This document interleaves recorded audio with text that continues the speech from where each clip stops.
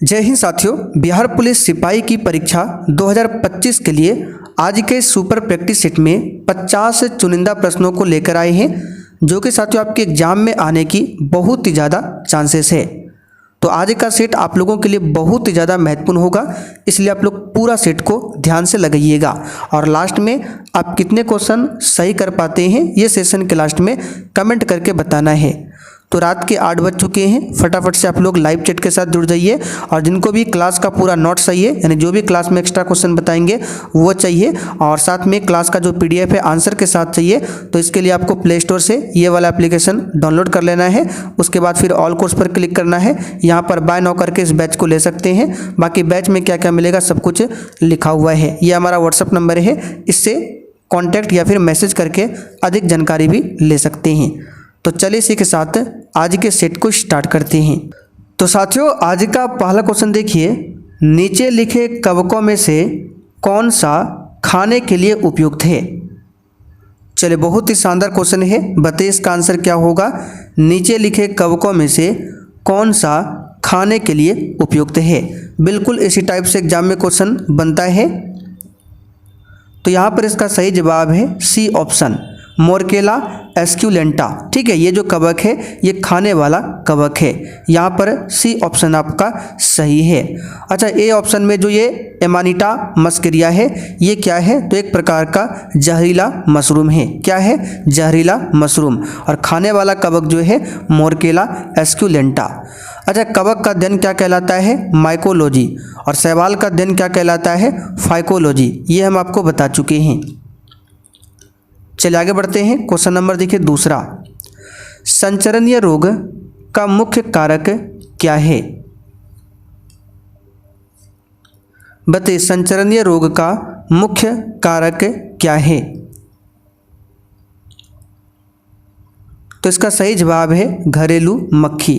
D option यहाँ पर आपका सही है। मलेरिया का कारण क्या है, ठीक है, तो मलेरिया का कारण है मच्छर। कौन सा मच्छर, मादा एनाफ्लिज मच्छर। फाइलेरिया का कारण क्या है, मादा क्यूलेक्स मच्छर। कालाजार जो रोग होता है वो किसके कारण होता है, सैंड मक्खी, सैंड मक्खी, बालू मक्खी के कारण। अगर पूछे हैजा किसके कारण होता है, तो घरेलू मक्खी के कारण। ये सब आपको ध्यान रखना है। आगे देखिए, डिहाइड्रेशन से प्रायः किस पदार्थ की कमी होती है। चलिए क्वेश्चन 3 के लिए आंसर बताइए और क्लास में हम आपको जो भी एक्स्ट्रा क्वेश्चन बताते हैं ये पूरा आपको लिखा हुआ मिलेगा 1 लाइनर फॉर्म में नोट्स, जो कि आपके बिहार पुलिस एग्जाम के लिए बहुत ही ज़्यादा महत्वपूर्ण होगा। ये हमारा व्हाट्सअप नंबर है 9631887058। जिनको भी क्लास का नोट्स, क्वेश्चन बैंक कुछ भी चाहिए इस पर मैसेज कर सकते हैं।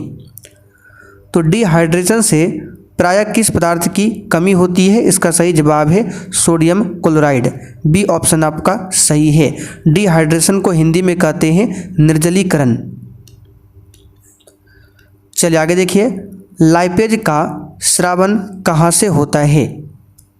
और किसी भी क्वेश्चन में डाउट हो तो आप लोग कमेंट करके पूछिए। तो लाइपेज जो निकलता है ये निकलता है अमाशय से, अग्नाशय से और ग्रहणी से। यहाँ पर सी वाला ऑप्शन आपका सही है। चलिए आगे देखिए, बढ़ी हुई हृदय दर को क्या कहते हैं। बिल्कुल सोच समझकर आंसर करना है और सेशन के लास्ट में आप सभी को कमेंट करके अपना अपना स्कोर बताना है। तो बढ़ी हुई जो हार्ट बीट है इसको क्या बोलते हैं, तो इसको बोलते हैं टेकीकार्डिया। बी ऑप्शन यहाँ पर आपका सही आंसर है। हृदय जो है ये क्या करता है, मनुष्य के शरीर में रक्त का पंपिंग करता है हृदय। चलिए आगे देखते हैं, रुधिर में सामान्य ग्लूकोज का स्तर क्या है। और जो भी साथी चैनल पर पहली बार आए हैं आप लोग चैनल को सब्सक्राइब कर लीजिए ताकि बिहार पुलिस से संबंधित आपसे एक भी क्लास मिस ना हो। और डिस्क्रिप्शन बॉक्स में टेलीग्राम का लिंक है, उसको भी ज्वाइन कर लीजिए ताकि डेली आपको क्लास का नोटिफिकेशन मिलता रहे। इसका सही जवाब है 80 से 100 ग्राम, ठीक है, 80 से 100 मिलीग्राम प्रति 100 ml रुधिर में ग्लूकोज का स्तर होना चाहिए। यानी प्रति 100 ml रुधिर में कितना ग्लूकोज होना चाहिए, 80 से 100 मिलीग्राम। बी ऑप्शन यहाँ पर आपका सही जवाब है। चलिए आगे देखते हैं, जठर ग्रंथियों द्वारा स्रावित हाइड्रोक्लोरिक अम्ल डैश एंजाइम की क्रिया को आसान कर देता है। बताइए, तो जठर ग्रंथियों द्वारा स्रावित हाइड्रोक्लोरिक अम्ल डैश एंजाइम की क्रिया को आसान कर देता है। तो एंजाइम है पेप्सिन। ठीक है, पेप्सिन एंजाइम की क्रिया को आसान कर देता है। कौन? हाइड्रोक्लोरिक अम्ल HCl। चलिए आगे देखिए, निम्नलिखित में से किस फसल से तेल तथा रेशा दोनों ही पर्याप्त मात्रा में प्राप्त होते हैं? बताइए, किस फसल से तेल तथा रेशा दोनों ही पर्याप्त मात्रा में प्राप्त होते हैं? तो ये है अलसी। अलसी फसल है। डी ऑप्शन यहाँ पर आपका सही है। अलसी के बीज से ही तेल निकाला जाता है। अलसी का सबसे बड़ा उत्पादक देश है चाइना। जूट की बात करें तो सबसे अधिक जूट होता है पश्चिम बंगाल में। अच्छा, आप लोग कमेंट करके बताइए, जूट उत्पादन में बिहार का कौन सा स्थान है? जूट को गोल्डन फाइबर भी बोला जाता है। चलिए आगे देखते हैं, इकोलॉजी शब्द डैश शब्द ओकियोलॉजी से बना है।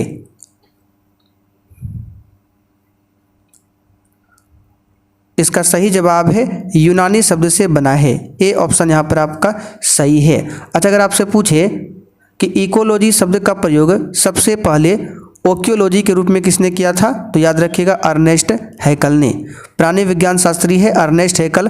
1866 में इकोलॉजी शब्द का प्रयोग किया था किसने? अर्नेस्ट हैकल ने। अगर आपसे पूछे पारिस्थितिक तंत्र या पारितंत्र शब्द का प्रयोग सबसे पहले किसने किया था? तो टोंसले ने।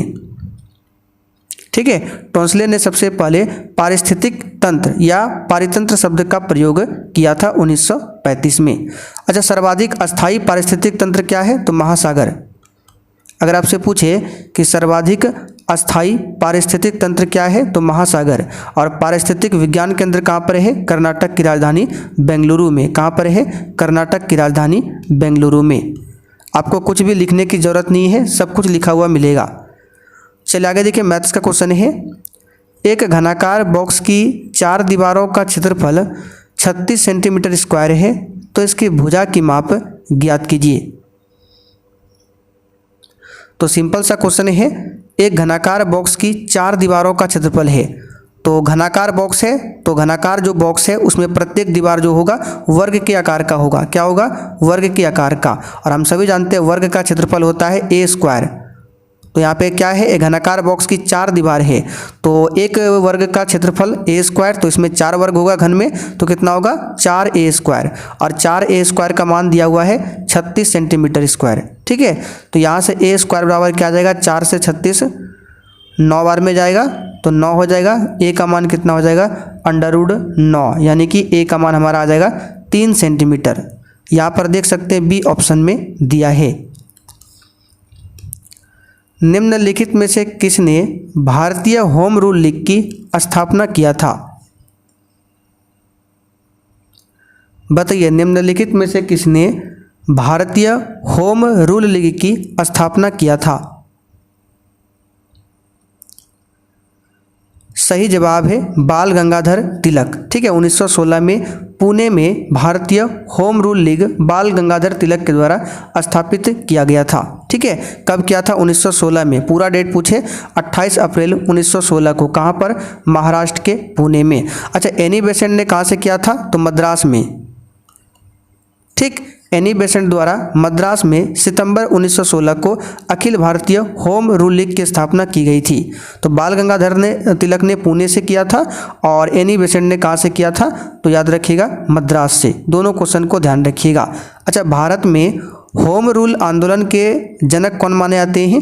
Annie Besant. कौन माने जाते हैं? Annie Besant. और यहाँ पे एनी बेसेंट की बात करें, इनकी पत्रिका याद रखिएगा, पूछा जाता है न्यू इंडिया। न्यू इंडिया किसकी पत्रिका है? Annie Besant. और एक पत्रिका है कॉमनवेल। कॉमनवेल ये किसकी पत्रिका है? तो एनी बेसेंट की पत्रिका है। बाकी बाल गंगाधर तिलक का आप सभी जानते हैं, एक था केसरी मराठा भाषा में और दूसरा था मराठा अंग्रेजी भाषा में। ठीक, विषुवतीय रेखा क्षेत्र के सघन वन लाभदायक है किसके लिए? और साथियों, सेशन अगर आपको थोड़ा बहुत भी पसंद आ रहा है तो आप लोग सेशन को अधिक से अधिक लाइक कीजिए, अधिक से अधिक सेशन को शेयर कीजिए, ताकि एग्ज़ाम तक आपका ऐसा ही क्लास चलता रहे। इसका सही जवाब क्या हो जाएगा? तो विषुवतीय रेखा क्षेत्र के सघन वन लाभदायक है इमारती लकड़ी के लिए। डी वाला ऑप्शन आपका सही जवाब है। अगर आपसे पूछे कि जैव विविधता दिवस कब मनाया जाता है, तो 22 मई को, ये तो बता चुके हैं। लेकिन यहाँ से क्वेश्चन बनेगा जैव विविधता सबसे अधिक कहाँ पाई जाती है, तो इसी विषुवतीय प्रदेश में। विषुवतीय प्रदेश में जैव विविधता सबसे अधिक होती है और ध्रुवीय प्रदेश में जैव विविधता न्यूनतम होती है। चलिए आगे देखिए, हो ची मिन्ह का शाब्दिक अर्थ क्या है? बताइए क्वेश्चन 13 के लिए आंसर। प्रैक्टिस सेट में भले ही 50 क्वेश्चन है, लेकिन जिस तरह से हम आपको फुल डिस्कशन के साथ बता रहे हैं, इस तरह से देखें तो 100 से भी अधिक क्वेश्चन हम डेली कवर कर रहे हैं। तो हो ची मिन्ह का शाब्दिक अर्थ है पथ प्रदर्शक। क्या है? पथ प्रदर्शक। नाबार्ड ने प्राकृतिक खेती को बढ़ावा देने के लिए किस कार्यक्रम की शुरुआत किया? इसका आंसर है जीवा। बी ऑप्शन यहाँ पर आपका सही जवाब है, जीवा। नाबार्ड की स्थापना 12 जुलाई 1982 को किया गया था। भारतीय महासागर में सबसे छोटा द्वीप देश कौन सा है? बताइए, भारतीय महासागर में सबसे छोटा द्वीप देश कौन सा है? तो ये है मालदीव। भारतीय महासागर की बात की जा रही है, क्या है? मालदीव। डी ऑप्शन यहाँ पर आपका सही जवाब है। अच्छा, जनसंख्या के एवं भू क्षेत्र की दृष्टि से एशिया का सबसे छोटा देश पूछे तो यही हो जाएगा मालदीव। ठीक है, जनसंख्या एवं भू क्षेत्र की दृष्टि से एशिया का सबसे छोटा देश है मालदीव। इसकी राजधानी कहाँ पर है? Male. Land of the golden pagoda किसे कहते हैं? अब यहाँ से आपको लगभग 5 से 6 से 7 क्वेश्चन बहुत ज़्यादा इंपॉर्टेंट बताने वाले हैं, ध्यान से सुनिएगा। तो land of the golden pagoda कहा जाता है म्यांमार को। किसे कहा जाता है? म्यांमार को। अगर पूछे आपसे कीवी का देश किसे कहा जाता है, ये जो भी क्वेश्चन बताएंगे ये एग्जाम में आता है। कीवी का देश पूछे न्यूजीलैंड को, ड्रैगन का देश पूछे चाइना को, कंगारू का देश पूछे ऑस्ट्रेलिया को, प्यासी भूमि का देश पूछे ऑस्ट्रेलिया को। प्यासी भूमि वाला क्वेश्चन एग्जाम में आ चुका है बिहार पुलिस में। ठीक है, अगर आपसे पूछे काला महादेश अफ्रीका को, किसे? अफ्रीका को। प्ले ग्राउंड ऑफ यूरोप किसे कहते हैं? बेल्जियम को। ये जो भी हम बता रहे हैं ये सब कुछ लिखा हुआ मिलेगा। 3 प्रमुख बौद्ध स्थल रत्नागिरी, ललितागिरी एवं उदयगिरी इनमें से किस राज्य में स्थित है? क्लास के लास्ट में आपको बताया जाएगा किस प्रकार से नोट्स मिलेगा, और पीछे हमने आपको नंबर लिखा दिया, तो मैसेज करके बता सकते हैं कि हमें नोट्स चाहिए। तो 3 प्रमुख बौद्ध स्थल रत्नागिरी, ललितागिरी एवं उदयगिरी इनमें से किस राज्य में है? तो ये उड़ीसा में है। कहाँ पर है? उड़ीसा में। डी ऑप्शन आपका सही जवाब है।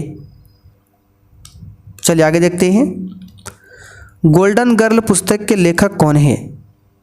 सीधा एग्जाम में क्वेश्चन आएगा, बताइए गोल्डन गर्ल पुस्तक के लेखक कौन है?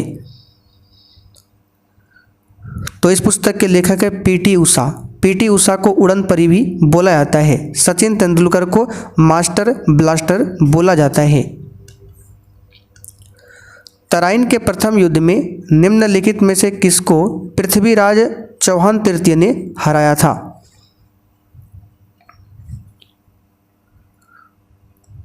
तो तराइन का प्रथम युद्ध हुआ था 1191 में, और इसमें पृथ्वीराज चौहान ने मोहम्मद गौरी को हराया था। फिर 1192 में तराइन का दूसरा युद्ध होता है, इसमें क्या हुआ था? मोहम्मद गौरी ने पृथ्वीराज चौहान को हरा दिया था। तो फिलहाल आंसर यहाँ पर हमारा क्या होगा? A option. चलिए आगे देखिए। आगरा शहर की स्थापना किसने किया था? बताइए आगरा शहर की स्थापना किसने किया था? तो इसका सही जवाब है सिकंदर लोदी ने आगरा शहर की स्थापना किया था। कब? 1504 में। और आगरा को राजधानी कब बनाया था सिकंदर लोदी ने?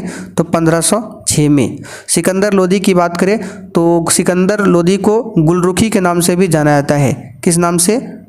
गुलरुखी के उपनाम से भी जाना जाता है सिकंदर लोदी को। सिकंदर लोदी ने एक पैमाना चलाया था जिसका नाम था गज ए सिकंदर। चलिए थ्योरी को ध्यान से सुनिएगा, वहीं से क्वेश्चन एग्जाम में बनेगा। निम्न में से किसे ड्यूस के उपनाम से संबोधित किया जाता है?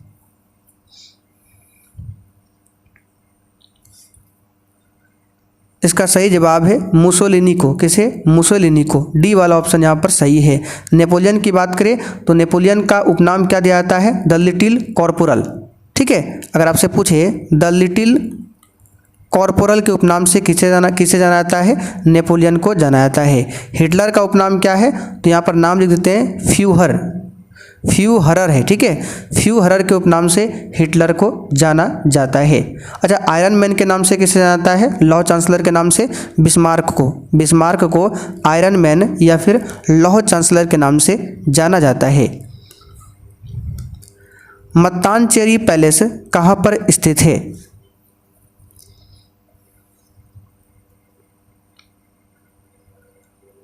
तो ये जो है केरल में है। कहाँ पर है? केरल में। चलिए आगे देखते हैं। सौरमंडल का सबसे चमकीला ग्रह कौन सा है? आप लोग कमेंट करके बताइए, पिरामिड का देश किसे कहा जाता है? बताइए फटाफट से, पिरामिड का देश किसे कहते हैं? तो सौरमंडल का सबसे चमकीला ग्रह है शुक्र ग्रह। ये तो हम सभी जानते हैं। सबसे गर्म ग्रह भी कौन सा है? शुक्र ग्रह। चलिए, बृहस्पति का सबसे बड़ा उपग्रह कौन सा है? ज्ञानीमीड। ये सौरमंडल का भी सबसे बड़ा उपग्रह है ज्ञानीमीड। इसका रंग पीला है। इसका रंग पीला है। फोबोस और डिमोस किस ग्रह का उपग्रह है? तो मंगल का। अच्छा, पृथ्वी का एकमात्र उपग्रह कौन सा है? चंद्रमा। क्या है? चंद्रमा। मुद्रास्फीति का अनुकूल प्रभाव पड़ता है किस पर? तो जो भी बच्चे पिरामिड का देश मिस्र बता रहे बिल्कुल सही है। मिस्र को पिरामिड का देश बोलते हैं। तो मुद्रास्फीति का अनुकूल प्रभाव पड़ता है किस पर? इसका सही जवाब है ऋणी पर। किससे पड़ेगा? ऋणी पर। वास्तविक आय या जनसंख्या बराबर क्या होगी? डायरेक्ट याद रखिएगा, प्रति व्यक्ति वास्तविक आय। सी ऑप्शन सही है। महात्मा गांधी द्वारा भारतीय राष्ट्रीय कांग्रेस के कितने अधिवेशनों का सभापतित्व किया गया? तो आप सभी जानते हैं केवल एक। कौन सा? बेलगांव अधिवेशन, जो कि 1924 में हुआ था। चलिए आगे देखिए। इनमें से कौन सबसे कम आयु में भारतीय राष्ट्रीय कांग्रेस का अध्यक्ष बनने वाला व्यक्ति था? बताइए, इनमें से कौन सबसे कम आयु में भारतीय राष्ट्रीय कांग्रेस का अध्यक्ष बनने वाला व्यक्ति था? तो ये नाम है अबुल कलाम आज़ाद। ठीक है, भारत स्वतंत्र भारत के प्रथम शिक्षा मंत्री भी रह चुके हैं मौलाना अबुल कलाम आज़ाद। इनका जन्म पूछा जाता है कहाँ पर हुआ था? तो 1888 में इनका जन्म होता है मक्का में। कहाँ पर? मक्का में जन्म होता है। चलिए आगे बढ़ते हैं। मैथ्स का क्वेश्चन, निम्नलिखित में से कौन सी भिन्न अशांत पुनरावर्ती दशमलव है? अशांत का मतलब जिसको भाग करने पर वो भाग कभी खत्म नहीं होगा, चलते रहेगा। जैसे 7/5 की बात करें तो 5 से जब 7 में भाग करेंगे तो 1.4 आएगा। आप लोग निकाल लीजिएगा। यहाँ पर बी ऑप्शन में 11 से अगर 100 में भाग देंगे तो क्या होगा? तो ये 11 9 99, फिर डबल 0 होगा तो यहाँ पे 0 हो जाएगा, फिर 9 0 9 ऐसे चलते रहेगा। आप लोग निकाल लीजिएगा। 13/4 का 3.25 होगा। 3/40 का 0.075 होगा। तो देख सकते हैं ये सब शांत है, लेकिन ये जो है डॉट डॉट का मतलब ये चलते रहेगा इस तरह से। तो बी वाला जो है ये क्या है? अशांत पुनरावर्ती दशमलव है। संख्याओं के दिए गए समूह की माध्यिका और बहुलक ज्ञात कीजिए। यहाँ पे देखिए 2 2 3 5 5 5 6 8 9। तो देखिए माध्यिका और बहुलक कैसे निकालते हैं? बहुलक निकालना आसान है। जो सबसे अधिक बार रिपीट हुआ है वो बहुलक है। तो यहाँ पर देख सकते हैं 3 देख सकते हैं, एक ही बार 3 रिपीट हुआ है। और 5 देख सकते हैं 1 2 3 3 बार 5 रिपीट हुआ है, यानी बहुलक क्या हो जाएगा? 5। तो केवल देखिए डी ऑप्शन में ही बहुलक 5 है। चलिए बी ऑप्शन में भी बहुलक 5 है। अब माध्यिका निकाल लेते हैं। तो माध्यिका निकालने के लिए सबसे पहले इसको लिखते हैं आरोही क्रम में। तो यहाँ पर देख सकते हैं ये आरोही क्रम में ऑलरेडी लिखा हुआ है, 2 2 3 5 5 ये लिखा हुआ है। तो 1 2 3 4 5 6 7 8 9 है। तो इधर से 4 ले लेते हैं, इधर से 4, जो बीच में बचता है उसी को बोलते हैं माध्यिका। अगर बीच में 2 अंक बच जाए तो दोनों को जोड़ के बटे 2 करना पड़ता है। फिलहाल 1 अंक बचा है तो माध्यिका भी हमारा 5 होगा, बहुलक भी 5 होगा। अरुण और आहान के पास मौजूद धनराशियों का अनुपात 9:5 था। यदि अरुण अपने हिस्से से 12 आहान को दे देता है तो उक्त अनुपात बदलकर 4:3 हो जाता है। आरंभ में अरुण के पास कितनी धनराशि थी? आप लोग सॉल्व कर लीजिएगा, थोड़ा सा हिंट देते हैं। तो अरुण और आहान के पास 9:5 में था, तो मान लेते हैं अरुण के पास 9x है और आहान के पास 5x है। यदि अरुण अपने हिस्से से 12 आहान को दे देता है, ये जो अरुण है 9x वाला, ये 12 क्या करता है अपने हिस्से से इसको देता है, तो इसमें 12 घट जाएगा और इसको देगा तो इसमें 12 जुड़ जाएगा। तब कितना हो जाता है देने के बाद? 4:3, यानी कि 4/3 हो जाता है। अब इसको सॉल्व कर लीजिएगा तो x का मान आपका 108 आ जाएगा। ठीक है, इसको सॉल्व कर लीजिएगा। चलिए आगे देखिए, ब्रिटिश भारत के किस वायसराय ने भारतीय सांख्यिकी सर्वेक्षण कराया था? और साथियों इस क्लास का पूरा PDF भी आपको लिखा हुआ मिलेगा। ठीक है, आंसर के साथ में, पूरा आंसर के साथ में ये PDF मिलेगा एप्लीकेशन पर। लिंक डिस्क्रिप्शन बॉक्स में है या फिर क्लास के लास्ट में आपको बता देंगे। तो लॉर्ड मेयो हो जाएगा। क्या हो जाएगा? Lord Mayo. इसने 1872 में पहली बार सांख्यिकी सर्वेक्षण यानी कि जनगणना करवाई थी। अच्छा, लॉर्ड मेयो एकमात्र भारतीय गवर्नर जनरल थे या वायसराय था जिसकी हत्या कार्यकाल के दौरान अंडमान निकोबार में किया गया था। कहाँ पर? अंडमान निकोबार में। लोएस चट्टान किस प्रकार की चट्टानों का उदाहरण है?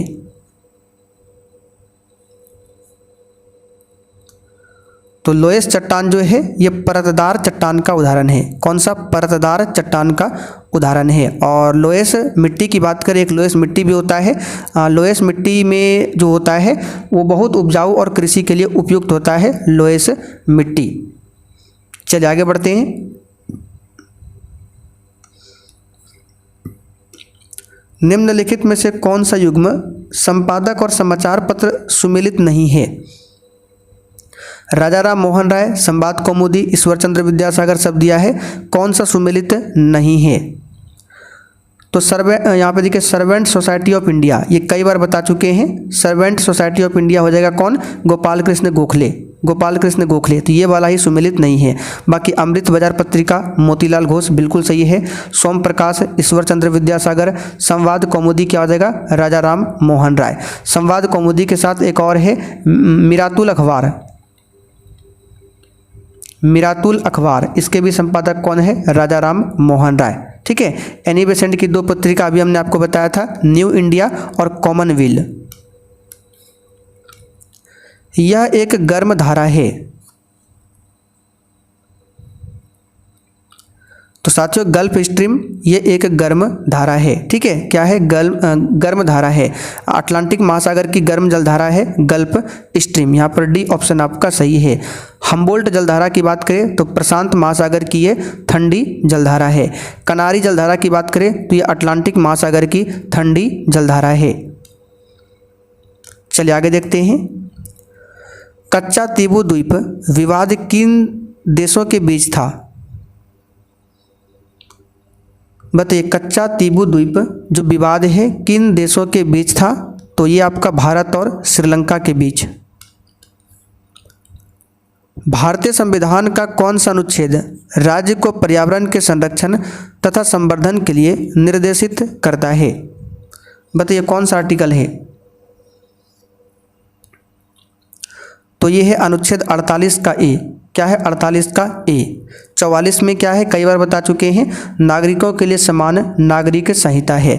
अच्छा, आर्टिकल 48 ए ये कब जोड़ा गया था? तो 42वां संविधान संशोधन 1976 के तहत ही 3 आर्टिकल, एक 39 ए, ठीक है, 43 ए, 48 ए ये जोड़ा गया था। और 42वां संशोधन जो है इसको मिनी संविधान बोला भी जाता है। ठीक है, मिनी संविधान भी बोला जाता है।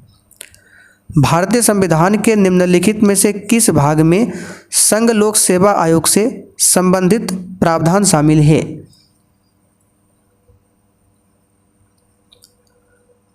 तो ये है भाग कौन सा? 14। ठीक है, भाग 14। आर्टिकल पूछे, आर्टिकल 315 से लेकर 323 तक। भाग 2 में नागरिकता है और आर्टिकल 5 से लेकर 11। ठीक है, भाग 18 में क्या है? तो आपात उपबंध से संबंधित है भाग 18, आर्टिकल 352 से 360। भाग 7 की बात करें तो भाग 7 जो है आर्टिकल 238 को ये निरस्त कर दिया है भाग 7 के तहत। आयकर एक क्या है? चलिए इसका सही जवाब है प्रत्यक्ष कर है। आयकर क्या है? प्रत्यक्ष कर है। जीएसटी क्या है? अप्रत्यक्ष कर है। भारत के प्रधानमंत्री को डैश द्वारा नियुक्त किया जाता है। देखिए हम लोग जो चुनते हैं लोकसभा में सांसद को चुनते हैं, ना कि प्रधानमंत्री को। तो सांसद में जो बहुमत दल का नेता होता है उसी को राष्ट्रपति जो है प्रधानमंत्री के रूप में नियुक्त करता है। तो प्रधानमंत्री की नियुक्ति होता है, चुनाव नहीं होता है। चुनाव होता है लोकसभा के सदस्य का। तो यहाँ पर आंसर क्या होगा? भारत के राष्ट्रपति। कौन सा संवैधानिक संशोधन अधिनियम ने 2 या अधिक राज्यों के लिए एक ही व्यक्ति को राज्यपाल के रूप में नियुक्त करने की सुविधा प्रदान करता है? तो यह है 7वां संविधान संशोधन जो कि 1956 में हुआ था। इसके द्वारा 2 या अधिक राज्यों के लिए एक ही व्यक्ति को राज्यपाल के रूप में नियुक्त करने की सुविधा देता है। राज्यपाल की नियुक्ति कौन करता है? भारत के राष्ट्रपति। 73वें संवैधानिक संशोधन अधिनियम को भारत की संसद द्वारा किस वर्ष में अधिनियमित किया गया था?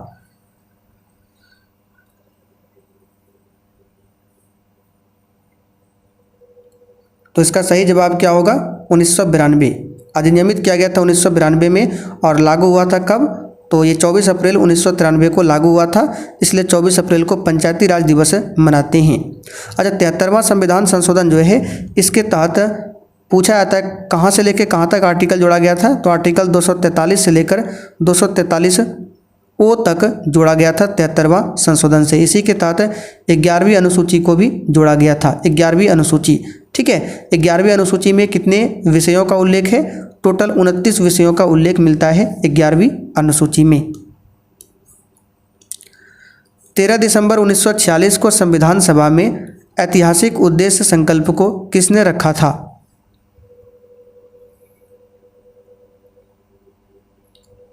इसका सही जवाब है पंडित जवाहरलाल नेहरू ने। अच्छा, ये जो उद्देश्य प्रस्तावना है इसको अपनाया कब गया था? तो 22 जनवरी 1947 को। चलिए आगे देखते हैं। भारत के मुख्य निर्वाचन आयुक्त की नियुक्ति कौन करता है? तो सिंपल सा क्वेश्चन है, भारत के राष्ट्रपति करते हैं, ठीक है। मुख्य निर्वाचन आयुक्त और अन्य निर्वाचन आयुक्तों की नियुक्ति राष्ट्रपति के द्वारा की जाती है। अच्छा, ये जो निर्वाचन आयुक्त है, मुख्य निर्वाचन आयोग के जो अध्यक्ष होते हैं और अन्य सदस्य होते हैं, उसका कार्यकाल कितना होता है? तो 6 वर्ष या 65 वर्ष की आयु, जो भी पहले पूरा हो। केंद्रीय सूचना आयोग द्वारा लगाया गया जुर्माना डैश तक बढ़ सकता है?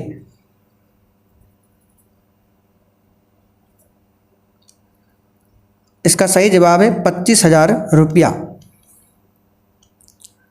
भारतीय संविधान की किस अनुसूची में दल बदल विरोधी कानून के प्रावधान शामिल है? तो ये तो कई बार बता चुके हैं, 10वीं अनुसूची, ठीक है, जो कि 52वां संविधान संशोधन 1985 के तहत जोड़ा गया था। चौथी अनुसूची की बात करें तो राज्यों और केंद्र शासित प्रदेशों के लिए राज्यसभा में सीटों का आवंटन से संबंधित है। 9वीं अनुसूची आपका भूमि सुधार से संबंधित है। 7वीं अनुसूची में संघ सूची, राज्य सूची और समवर्ती सूची के बारे में बताया गया है। वर्तमान में 12 अनुसूचियां हैं। कोल्ला त्रालू नृत्य का प्रदर्शन निम्नलिखित में से किस राज्य में किया जाता है?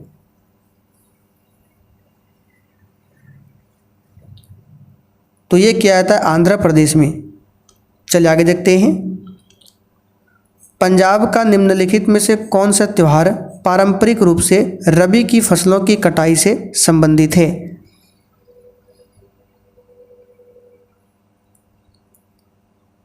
तो यह है पंजाब का वैसाखी त्यौहार। ए ऑप्शन यहाँ पर आपका सही जवाब है, वैसाखी। अशोक चक्र से सम्मानित होने वाली प्रथम भारतीय महिला कौन है?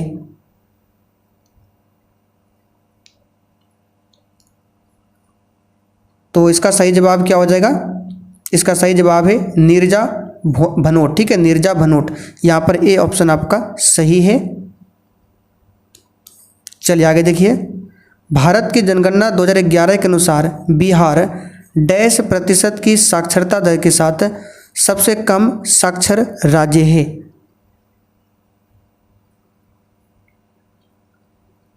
तो इसका सही जवाब क्या हो जाएगा? डी ऑप्शन 61.82% की साक्षरता दर के साथ सबसे कम साक्षर राज्य है अपना बिहार। डी ऑप्शन यहाँ पर आपका सही है। 2011 जनगणना के अनुसार बिहार में पुरुष साक्षरता दर 71.2%, जबकि महिला साक्षरता दर 51.50% है। जीडीपी का प्रमुख उपयोग क्या है? देश की साक्षरता दर का आकलन करना। ए ऑप्शन यहाँ पर सही है। तो साथियों, आज का सेट आपका यहीं पर कंप्लीट होता है। बहुत ही शानदार प्रैक्टिस सेट रहा। अब आप लोग कमेंट करके बताइए आपने 50 में से कितने क्वेश्चन सही किए। और जिनको भी क्लास का नोट सही है, स्पेशल बिहार जीके का नोट सही है, 2010 से लेकर 2024 तक का जो क्वेश्चन बैंक है वन लाइनर फॉर्म में वो चाहिए, सब्जेक्ट वाइज जो छोटा छोटा शॉर्ट नोट्स होता है वो चाहिए। तो इसके लिए हमारा व्हाट्सअप नंबर है 9631887058। इस पर व्हाट्सअप मैसेज करके बता सकते हैं, आपको पूरा जानकारी दे दिया जाएगा।